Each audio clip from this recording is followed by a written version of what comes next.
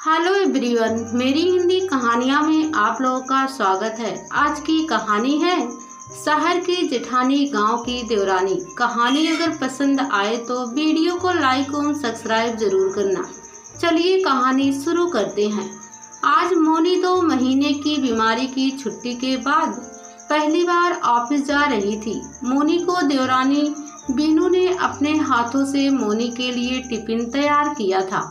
वह किचन से बाहर आते हुए बोली, भाभी आपका टिफिन। और मोनी के करीब पहुंची तो मोनी उसे गले लगा लिया। मोनी की आंखों से आंसुओं की झड़ी लग गई। उसके मानस पटल पर अतीत की यादें किसी चलचित्र की भांति अंकित होने लगी। छोटे से गांव से माया नगरी मुंबई के पौष इलाके में बहू बनकर आने वाले बीनू के लिए अपनी ससुराल की राह पहले दिन से ही कठिन बन गई थी। शादी के बाद अपनी इकलौती जेठानी के पैर छूने के लिए झुकी तो मोनी पीछे हटते हुए बोली, ओह व्हाट इज दिवस, यह किस जमाने में जी रही है गंवार कहेगी। आजकल कोई पैर छूता है क्या? यह हाई टेक यू है, हाय हेलो और हक करने का ज़माना है। लगता है यह लड़की एजुकेटेड भी नहीं है। फिर तो भाभी से गले मिल लो बीनू, अजित ने हंसते हुए कहा। बीनू आगे बढ़ी तो मोनी ने नाक सिकोड़ते हुए कहा, बस बस दूर से ही नमस्कार कर दो, मैं मान लूँगी। बीनू दोनों हाथ जोड़कर नमस्कार कर आगे बढ़ गई थी। शादी के पहले दिन से ही जेठानी मोनी का पारा 7वें आसमान पर चढ़ा हुआ था। हाईटेक सिटी मुंबई की गलियों में बचपन बिताने वाली मोनी को किसी ठेठ गांव की लड़की बतौर अपनी देवरानी कतई पसंद नहीं थी। मोनी ने अपने देवर अजित की शादी अपने मामा की इकलौती बेटी लवलीना से करवाने के लिए बहुत हाथ पैर मारे थे, परंतु अजित ने उसकी एक ना सुनी थी।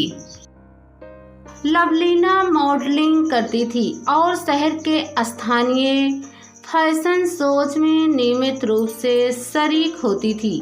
फैशन शोज के लिए वह देश के अन्य शहरों में भी अक्सर जाती थी। लवलीना का ताल्लुक हाई फाई सोसाइटी से था। जुहू स्कीम इलाके में स्टार बेटे बेटियों के साथ स्वच्छंद जीवन का लुत्फ उठाने वाली लवलीना फिल्मों में भी अपना नसीब आजमा रही थी। मोनी किट्टी पार्टी, शॉपिंग व पिकनिक की जबरदस्त शौकीन थी। वह चाहती थी कि उसके परिवार में ऐसी ही कोई मॉड लड़की आए ताकि जेठानी देवरानी में बेहतर तालमेल बना रहे। परंतु जब अजित ने देहाती लड़की से विवाह कर लिया तो मोनी के तमाम ख्वाब पत्थर से टकराए शीशे की भांति टूटकर चकनाचूर हो गए। वह झलमुन कर रह गई। अजित मेडिकल का छात्र था। जब वह MBBS के अंतिम वर्ष में स्टडी कर रहा था तब अपने मित्र सुमित के विवाह में शरीक होने उसके गांव गया था। वह पहली बार किसी गांव में गया था। पर्वतों की तलहटी में बसे इस गांव के प्राकृतिक सौंदर्य को देखकर अभिजीत को पहली नज़र में ही इस गांव से प्यार हो गया था। गांव के चारों ओर आच्छादित हरियाली, दूर दूर तक लहराते हरे भरे खेत, खेतों में फुदकती चिड़िया, हरे भरे घने वृक्षों पर करलो करते बिहग और उनकी छांव में नृत्य करते मोर, अमराइयों में कूकती कोयल आदि ने अजित को इतना प्रभावित किया कि वह शादी के बाद भी कई दिनों तक अपने दोस्त के घर पर ही रुक गया था। अपने दोस्त के विवाह में ही अजित ने बीनू को देखा था। विवाह के 2 दिन पूर्व आयोजित संगीत संध्या में उसने बीनू को गाते और नृत्य करते हुए पहली बार देखा था। संगीत संध्या की रात को नींद ने अजित की आंखों से किनारा कर लिया। रात भर उसकी आंखों के सामने बीनू का चेहरा ही घूम रहा था। उसे लगा कि अब उसकी तलाश पूरी हो गई है। उसके दिमाग में जीवन साथी की जो तस्वीर थी उसके अनुरूप बीनू थी। सुमित के विवाह के बाद अजित ने बीनू के बारे में छानबीन शुरू कर दी। उसने प्रवीण के पिता शिवशंकर प्रसाद से इस बारे में पूछा तो उन्होंने बताया, बेटा बीनू पंडित राम प्रसाद की ज्येष्ठ कन्या है। वह सेना निवृत्त अध्यापक हैं जो 2 वर्ष पहले ही सेवानिवृत्त हुई है। घर की गरीबी के कारण बीनू ने कक्षा 10वीं उत्तीर्ण कर स्कूल को अलविदा कह दिया था। बीनू मेरी गोद में खेली है। लड़की बहुत ही संस्कारी, सुशील और बुद्धिमान है। बीनू की आवाज़ बहुत ही मीठी व सुरीली है। वह बहुत अच्छा गाती है। प्रवीण के विवाह में संगीत संध्या में तुमने बीनू के गीत सुने होंगे। अजित, एक बात मैं तुम्हें यह भी बताना चाहूँगा कि बीनू के विवाह की चिंता ने राम प्रसाद की नींद हराम कर दी है। उनकी बिरादरी के कई लोग बीनू को देखने आते हैं, पर दहेज पर आकर बात फिसल जाती है। बीनू से छोटी एक और बहन है, उसके हाथ भी पीले करने हैं।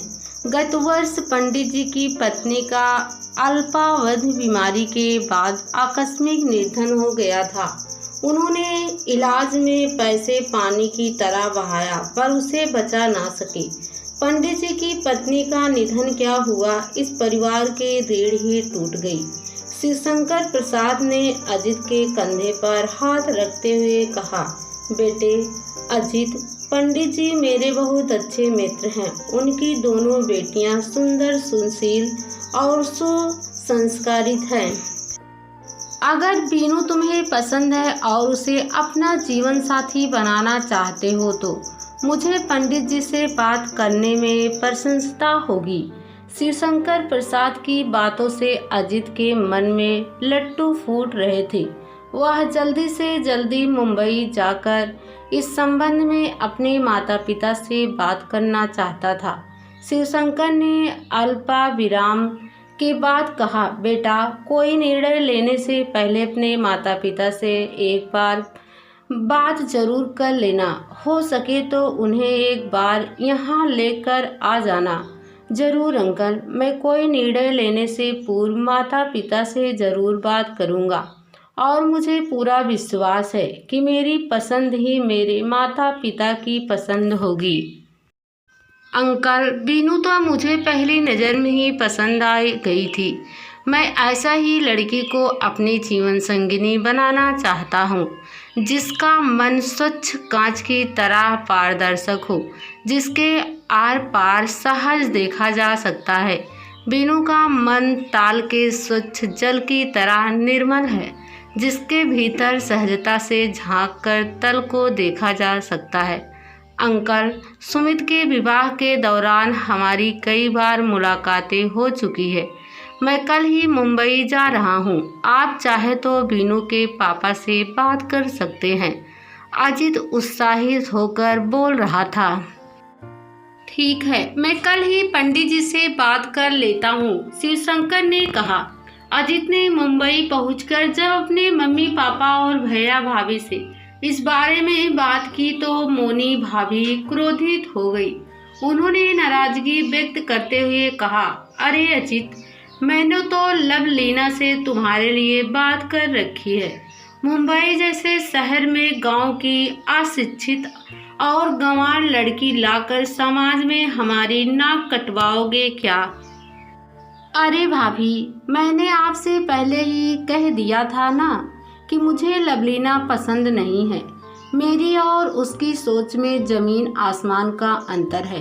भाभी, मैं सीधा साधा लड़का हूँ, जबकि लवलीना हाय फाय।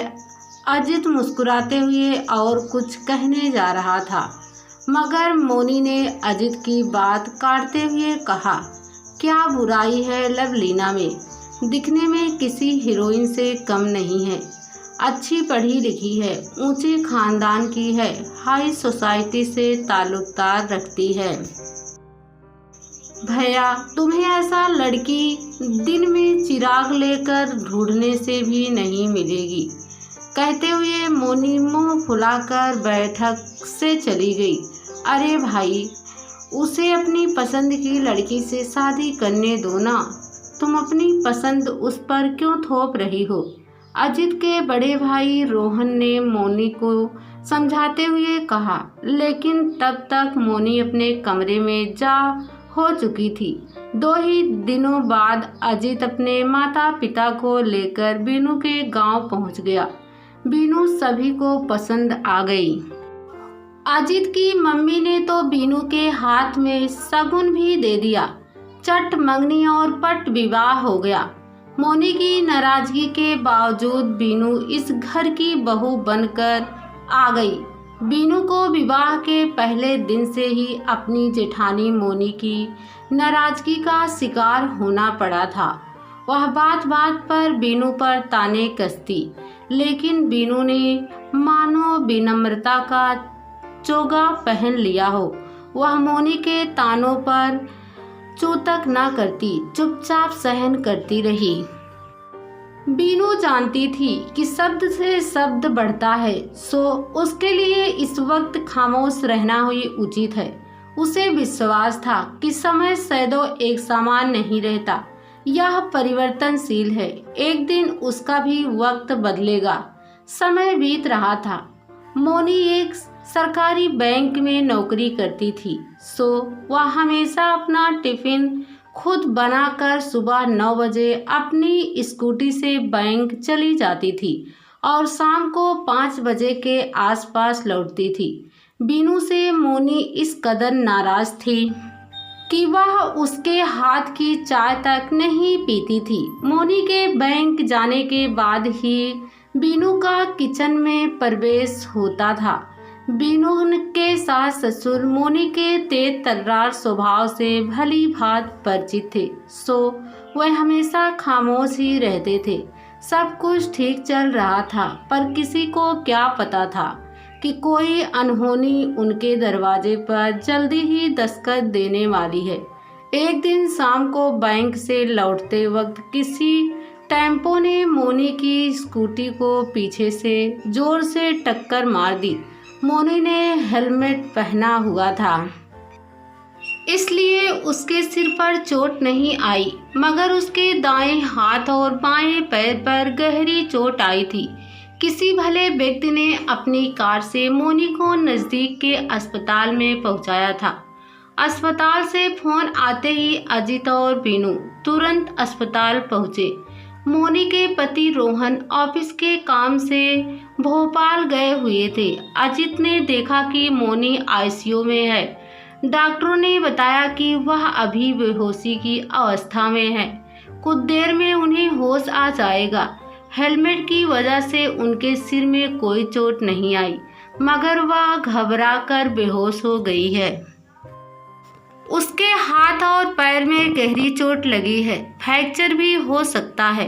एक्सरे रिपोर्ट आने के बाद पता चल जाएगा। कुछ ही देर में मोनी को होश आ गया। डॉक्टर ने अजित को इशारे से अंदर बुलाया।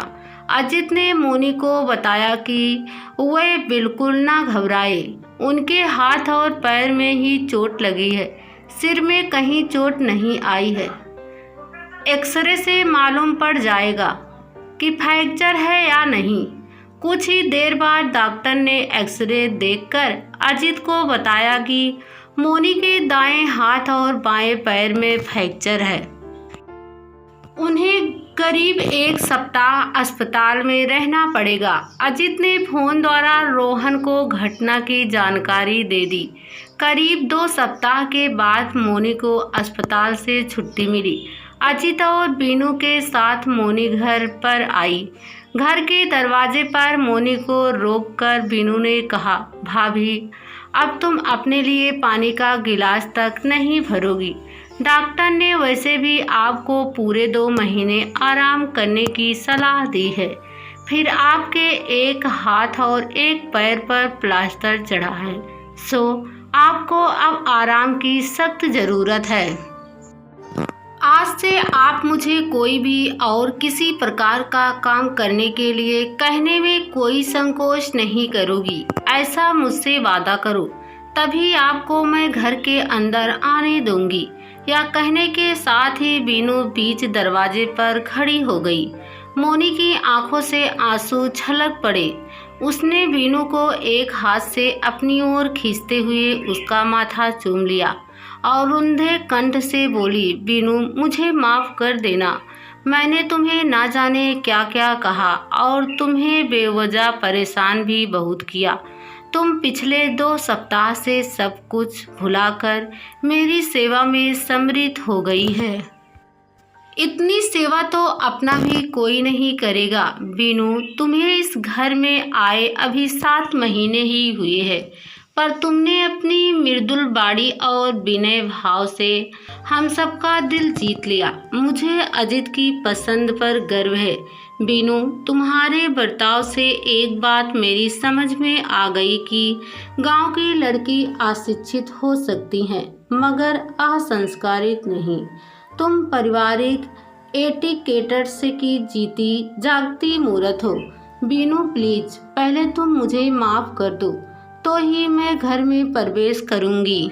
भाभी, आप बड़ी बहन के समान है, जिसे अपनी छोटी बहन को डांटने और फटकारने का हक तो होता है ना। फिर भला मुझे बुरा क्यों लगेगा? आप माफ़ी की बात करके मुझे शर्मिंदा ना करें, यह तो आपका विनय है भाभी। कहते हुए बीना ने अपनी जेठानी को बाहों में भर लिया।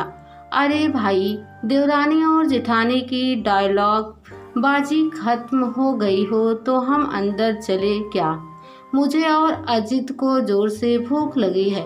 दरवाजे के बाहर खड़े रोहन ने अजित की ओर देखकर मुस्कुराते हुए कहा, हाँ हाँ भाई साहब, खत्म हो गई है हमारी डायलॉग बाजी।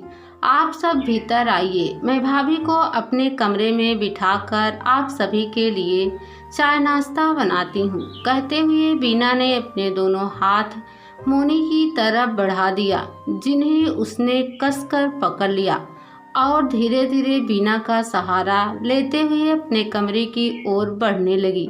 अरे भाभी, आप कहाँ खो गई हो? अब तो मेरा हाथ छोड़ो ना।